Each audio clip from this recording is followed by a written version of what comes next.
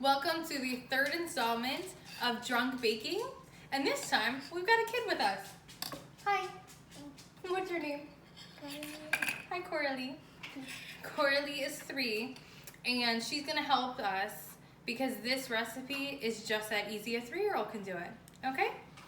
Are you ready to get started? Okay. We got this. We got this. That's right. She's so good. So, first 3 ingredients, super easy, and we're going to let it sit for 5 minutes. So we have here 1 cup of milk, and I warmed it in the microwave, and basically it's got to be 110 degrees, which you don't even have to worry about that. All you're going to do is just kind of test it, and it should be warm like a baby bottle, not hot, just warm. So nothing crazy. This is active yeast. Excuse me. So we're gonna pour in our yeast. You see that? Don't touch it. It's alive. Yeast is alive. I'm not a science teacher, so whatever. But Let's mix it now. yeah, we're gonna mix it now. But guess what? Yeast needs something to grow and eat, and it likes sugar. Do you like sugar? So Can you put that in? Dump it. Good job. Oh, okay. See, that's all right. We'll just use that to mix it. yeah. So yummy. Yeah, it's gonna be so yummy. Yeah. Yeah. Okay, so we are just gonna do this. yeah, in a second. Yeah. We're just gonna whisk this around. Okay. So we whisked it up. Oh, thank you. What a big helper. I love to have a cooking helper, right? So what we're gonna do, Coralie, is the yeast is gonna start making bubbles, okay? And it's gonna get really frothy. So, and foamy. It's gonna bubble out. It is gonna bubble, but it's gonna stay in there. Yeah, Okay. go all around our house. Oh no, it won't do that. Okay, so you're just gonna let it sit here until it gets foamy. It takes about 5 minutes. We'll see you right back. So our yeast has sat for 5 minutes now, and you can kind of see, they call it bloom. It blooms like a flower, right? And doesn't it look all foamy? You see how foamy it looks? Yeah, and it's so gummy. It's like a gum. Yeah, it looks so foamy.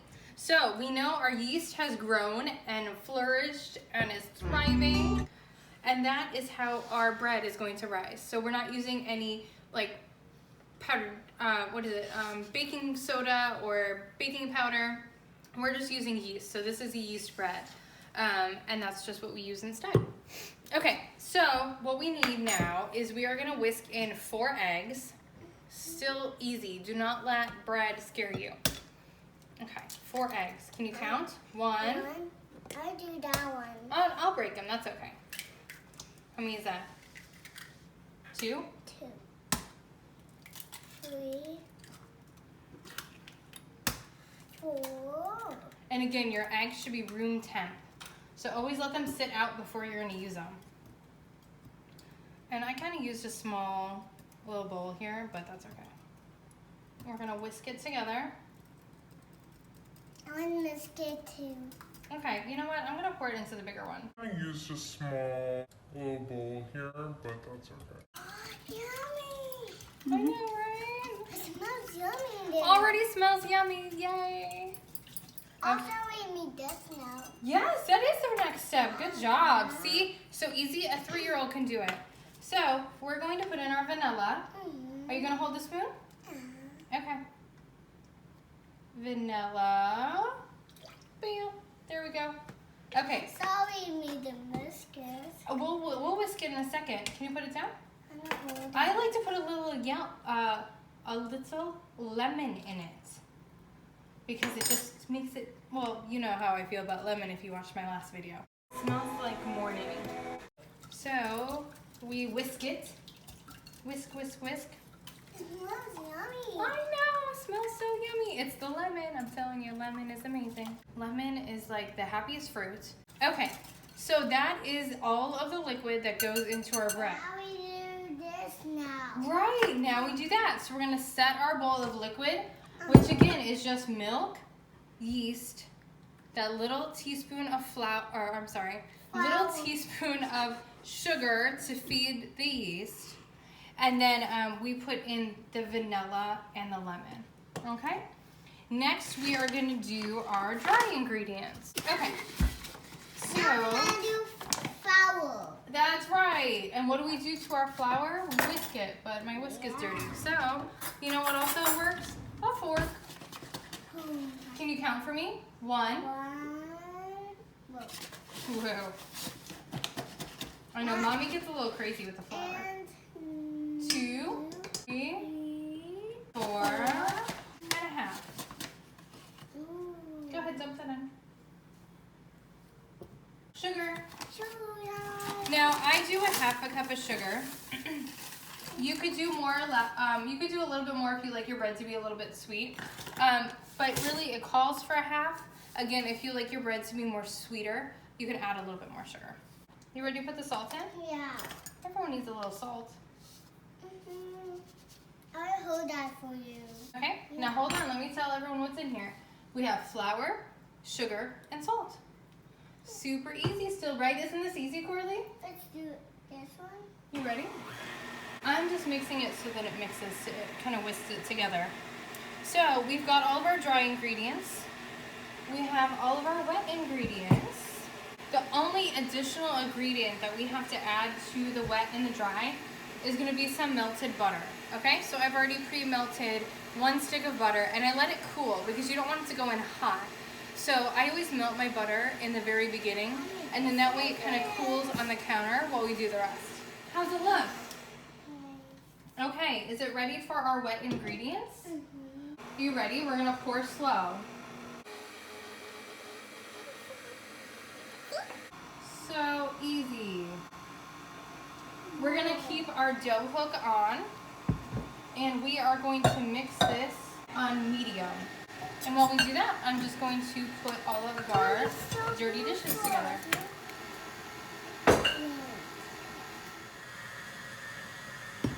Okay, so we're gonna start by adding 1 teaspoon of butter at a time. So we're just gonna kind of drizzle it in and let it incorporate. After you see the butter is incorporated in, you can start to add your next tablespoon. You could tell it's a little sticky. So you want the butter to mix around for 3 to 5 minutes to make sure it's all in the dough. But if you notice that your dough still looks sticky, because look, if we tried to kind of roll this out now, this is gonna be sticky on our hands and it's not gonna roll anywhere. So you always start with 4.5 cups of flour, and then we're gonna add more flour as we go until we get the right. water slide. Well, if yours looks like a water slide, you need to add more flour. So we are going to start with about 1/8 of a cup of flour at a time. Mommy, I didn't try this. Oh, we're not ready yet. So yeah, start with about like 1/8 of a cup of flour at a time and add it and let it kind of sit for a little. See that it's added in. You want it to be like elastic, doughy, kind of like a pizza dough. And you can already see how it's already starting to get less sticky, but it's still pretty sticky. So we're gonna add. I'm scared now. Hold it tight. Don't let it fly away. Do you notice that when we cook and bake with kids, we drink our wine faster? Don't worry about how much flour you have to add to yours. You want to keep adding until it's stiff and elastic. Okay? And then you're going to put some flour. This is the fun, messy part, right? We're going to put some flour on our counter, and we're going to take our dough. See how that looks? So you're going to turn your flour out, or turn the dough out. So you're going to turn it out onto your counter where it's floured. See, look at how cool. This is fun. Okay, ready, step back for a minute. Okay, good job. So what we're doing right now is we're just putting it into a ball, and you're gonna put it into a greased bowl. So I'm just gonna spray a bowl with some Pam and then put it in there, and it is going to rise for about 1 hour to 1.5 hours. So while it's doing that, I'm gonna get another glass of wine and then we'll show you what to do next. It's been 1.5 hours. And our dough now has gotten a little bit bigger here. And what we're gonna do is we're just gonna plop it out onto our floured surface. Look at that. Okay, and we're just gonna kind of punch it out. It's really just how it sounds. We're not gonna get crazy with it, okay? And what I'm gonna do is we need 14 sections. So what you're gonna do is make 14 ropes, and then you're gonna put 2 ropes together and twist them. So you're gonna have a total of, when we're done, you're gonna have a total of 7, I don't know, like egg holders. I don't know, what do you call them, nests? Egg nest? Yeah, it's a nest for the egg. So we're making nests, okay? So we're gonna cut this up into 14 sections, and then I'm gonna roll each of those out. So we're gonna have 14 basically like ropes that are about 12 inches long. And then I'll show you how we go ahead and braid them.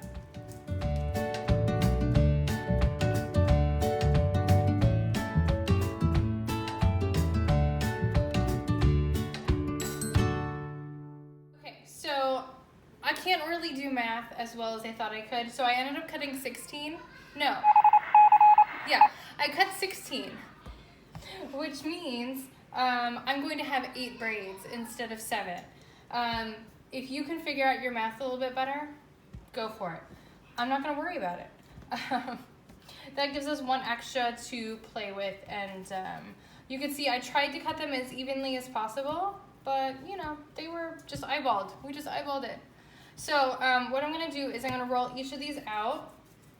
I'm not even going to do anything crazy like with a rolling pin or anything, but we really just want these all rolled out to 12 inches. So like the size of a ruler, right? You don't want them too long, because if they're too long, then your nest is going to be too big and your egg's gonna fall through. So that would be bad, because we need to bake it. So I'm gonna go ahead and roll these all out, and I'll meet you back here in a couple minutes. So I went ahead and rolled out all the ropes. As you can see, they don't have to be perfect. I'm just kind of pairing them up to make sure they're all like, there's at least 2 that are similar in length. And then what I'm doing is I'm just putting a little dab of water on the ends to kind of put that dough together. And then you're just kind of overlapping. And that's really all the braid is, that's it. So we're together, and then we just put a little bit more water on the end to keep them all together. And we want to make sure it's about the size to hold an egg. So you can kind of see that here. And we're just making sure that the water is kind of sealing the bread together. So we're going to kind of pick it up carefully and put it on our baking sheet. And then once I have all of them on here, I'm just going to brush them with some egg wash. It's just an egg white. You're just gonna brush them with the egg white, and then they rise again for another 45 minutes. So after they're done rising, I'll show you what they look like, and we'll be ready to pop them in the oven. So it's been a time-consuming recipe, but still very simple. So keep that in mind. Don't let it overwhelm you. You're not going anywhere anyways. You're sitting at home. Start early. And that way you can let it sit for the hour and a half when you let it rise the first time in the bowl. Then we roll it all out, we shape them, we let it sit for another 45 minutes. And now you can see how nice and fluffy they look. The bread has risen perfectly. And we've got 8 here, but if you counted correctly, better than I did, you have 7. I accidentally have 8. So the very last step, again, super, super easy. We're just taking egg whites, doing a quick egg white wash over it. And then if you choose to do sprinkles, we like to do sprinkles on ours. We're just gonna put some, I like to use these, the circly ones. I don't know what they call, they have a name. I don't ever remember the name. If you do sugar crystals, like the sugar crystals, they'll melt when you bake it. So those ones don't work out as well. I like these ones. I just kind of mix together some colors that I think are pretty together. So we're just doing our egg wash. Really simple, easy stuff. And then adding our sprinkles. Again, you can do it without sprinkles. You don't have to worry about the sprinkles. I just do it because we really kind of make them for the kids too, so. Whoa. Okay, and now what we're gonna do is put on the final touch. So earlier, when I had the dough rising in the bowl, I had the kids come in and do their egg dyeing. So I have them dye the eggs before. So these are actually raw eggs. Like, you have to be a little bit careful because if they drop them and crack, it's not hard boiled yet. So you just have to be really careful. I didn't let them do it very much. I kind of handheld it because that's just how I am, unfortunately. So what we're gonna do is we're just gonna place an egg in each of our nests. Isn't that pretty? Kennedy did the pink one. Coralie's favorite color is green, so she did the green. I did the yellow. We went ahead and put in our eggs. This way, when we put the bread in to bake, the egg will bake with it so that it's not overdone, so you have yummy eggs and yummy bread, okay? So I'm gonna pop this first one in the oven. I mean, really, how ridiculously awesome is this and how simple was it? It's gonna go in for a 350 oven and it's gonna go in for 18 minutes. So I'm gonna put those in and we'll see how they turn out. Our timer just went off for our 18 minutes. So I'm gonna go ahead and take these out. Ah, they came out perfect. Yay! Look at how golden. They're absolutely perfect. I know, it's so easy. And Coralie even helped us. Okay? So, with minimal ingredients. I'm talking, we did flour, sugar, butter, egg, vanilla. What else we use? Yeast, and some more colored eggs. Basically, you just made some really cute Easter desserts or breakfast, depending on how you look at it. More of a breakfast. But your kids are gonna love to help. They're super cute presentation, and I think you're really gonna like it, okay? Thanks so much for joining me, and I'll think of a recipe for next time. Bye.